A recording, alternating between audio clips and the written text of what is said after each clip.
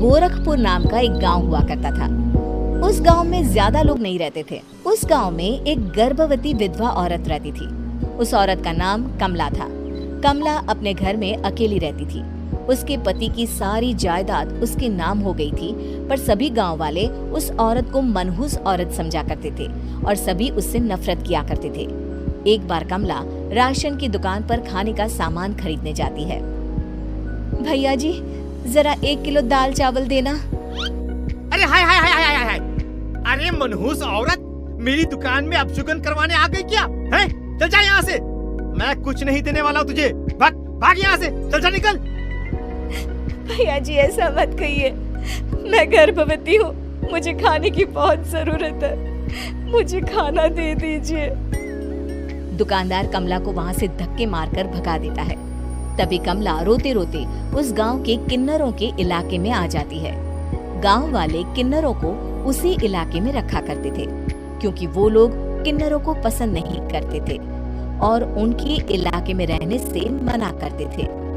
तो किन्नरों ने उसी गांव में अपना एक इलाका बना लिया था।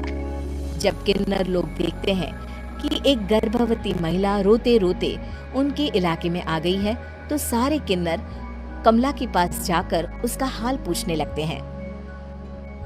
क्या हुआ बहन, तुम्हारी गर्भवती अवस्था में इतनी बुरी हालत कैसे है? तुम रो क्यों रही हो? तुम डरो मत, हम तुम्हें कोई नुकसान नहीं पहुंचाएंगे। तुम शांत होकर सब बताओ कि हुआ क्या है। मैं कमला हूँ, मैं गांव के दूसरे इलाके से आई हूँ। 2 महीने पहले ही मेरे पति की मौत हुई है।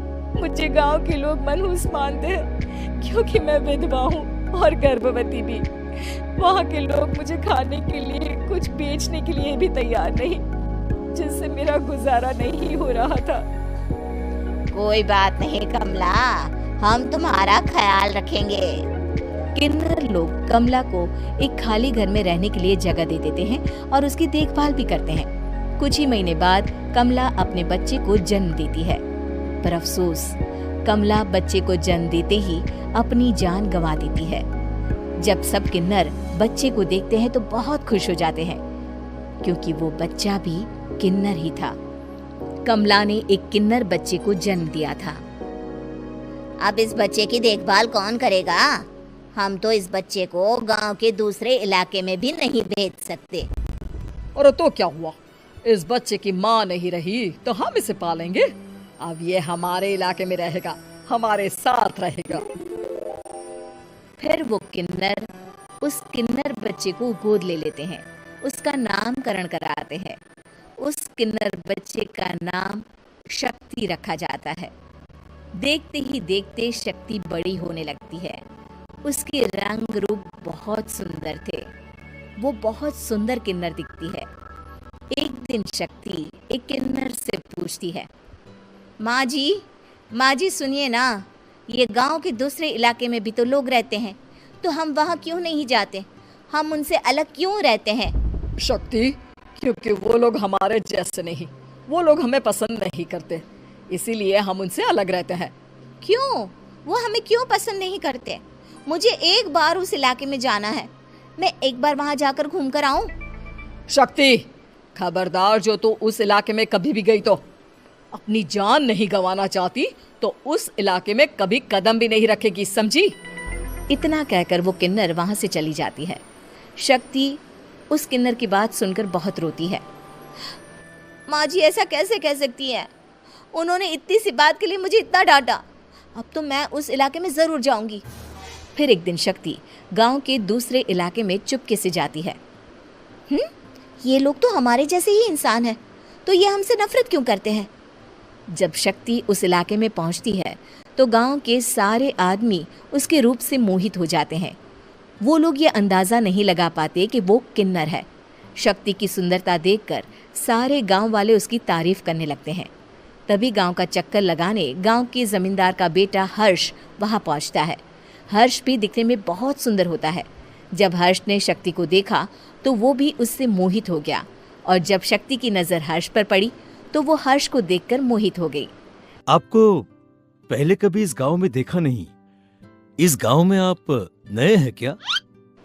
जी नहीं, वो मैं बस तभी शक्ति बोलते बोलते रुक जाती है और मन में सोचने लगती है, अगर मैंने इनको बता दिया कि मैं दूसरे इलाके से आई हूँ तो वो समझ जाएंगी कि मैं किन्नर हूँ, इसलिए मुझे इनसे झूठ ही बोलना पड़ेगा।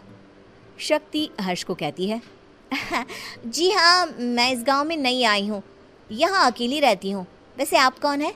आप भी इसी गांव में रहते हैं? जी हाँ, मैं इस गांव के जमींदार का बेटा हूँ। आपको किसी भी चीज की जरूरत पड़े तो आप मुझे बता देना, मुझे अच्छा लगेगा। ऐसे ही शक्ति और हर्ष एक दूसरे से रोज मिलने लगते। वो दोनों अपने प्यार का इजहार करने एक दूसरे से मिलने जाते हैं। तभी शक्ति का पीछा करते करते एक किन्नर वहां आ जाती है। शक्ति, मैं तुमसे बहुत प्यार करता हूँ। मैं तुमसे शादी करना चाहता हूँ। क्या तुम मुझसे शादी करोगी? हाँ हर्ष, मैं तुमसे शादी करूंगी, पर मैं तुमको अपने बारे में एक सच्चाई बताना चाहती हूँ जो मैंने तुमसे छुपा कर रखी है। तभी उनके बीच में ही वो किन्नर आ जाती है। शक्ति, तेरी हिम्मत कैसे हुई ऐसा करने की? वो किन्नर शक्ति को खींचकर गांव के जमींदार के पास ले जाती है। हर्ष भी वहां शक्ति को बचाने के लिए पहुंच जाता है। जमींदार शक्ति और हर्ष के प्यार के बारे में सुनकर गुस्से में आ जाता है और शक्ति को गांव के बाहर निकालने की सजा देता है। शक्ति ये बात सहन नहीं कर पाती और कुएं में कूदकर अपनी जान दे देती है। जमींदार हर्ष की शादी गांव की एक लड़की से करवा देता है, पर हर्ष इस शादी से खुश नहीं होता। शक्ति अपना बदला लेने के लिए मरने के बाद किन्नर चुड़ैल बन जाती है। अब मैं इन गांव वालों को नहीं छोड़ूंगी, अब इनसे मैं अपने प्यार का बदला लूंगी। किन्नर चुड़ैल गांव वालों को परेशान करना शुरू कर देती है। एक बार वो रात को गांव के खेतों में पहुंच जाती है और वहां आग लगा देती है। सारी फसल जल के राख हो जाती है। जब एक आदमी रात को उठकर देखता है कि खेत में आग लग गई है तो वो वहां पहुंच जाता है। वो देखता है कि खेतों के बीचों बीच एक किन्नर चुड़ैल खड़ी है और वहां खड़े होकर ताली बजा रही है। गांव वाला किन्नर चुड़ैल को देखकर बेहोश हो जाता है। जब सुबह उस आदमी को होश आता है तो वो सीधा जमींदार के पास जाता है। अरे जमींदार साहब, अरे वो किन्नर चुड़ैल ने मेरी सारी फसल जला दी। अब मैं क्या करूंगा? क्या होगा मेरा? जमींदार चुड़ैल किन्नर का नाम सुनते ही सब कुछ समझ जाता है। अब वो बहुत डर जाता है। उसी रात को जब जमींदार डर के मारे अपने कमरे में सो नहीं पाता, तभी वहां अचानक से किन्नर चुड़ैल आ जाती है। किन्नर चुड़ैल जोर जोर से जमींदार के आगे खड़ी होकर हंसने लगती है और ताली बजाने लगती है। जमींदार उस डरावनी किन्नर चुड़ैल को देखकर बहुत डर जाता है। तूने मेरे साथ बहुत बुरा किया, अब मैं तुझे जान से मार दूंगी। नहीं नहीं नहीं नहीं नहीं, मुझे माफ कर दो, मुझे मत मारो। मैं कभी ऐसा दोबारा नहीं करूंगा। अब तुम जो बोलोगी वही मैं करूंगा। ठीक है, मैं चाहती हूँ कि किन्नर इलाका गांव के इलाके से जुड़े और गांव का कोई भी आदमी किन्नर समाज से द्वेष ना करे, उससे नफरत ना करे, नहीं तो मैं सारे गांव को मार दूंगी। और तुम गांव में एक नया कानून बनाओ कि अगर किसी ने भी किन्नर समाज को हानि पहुंचाने की कोशिश भी करी या इनसे भेदभाव करने की भी कोशिश करी तो उनको कड़ी से कड़ी सजा मिलेगी। हाँ हाँ हाँ हाँ, मैं ऐसा ही करूंगा। तुम जो बोलोगी वो मैं करूंगा, पर मुझे जाने दो प्लीज। तब वो किन्नर चुड़ैल वहां से चली जाती है। गांव का जमींदार किन्नर चुड़ैल का कहा मानते हुए दोनों इलाकों को एक कर देता है और नया कानून भी लागू कर देता है। तब से वहां किन्नर समाज और बाकी गांव वाले शांतिपूर्वक रहने लगते हैं।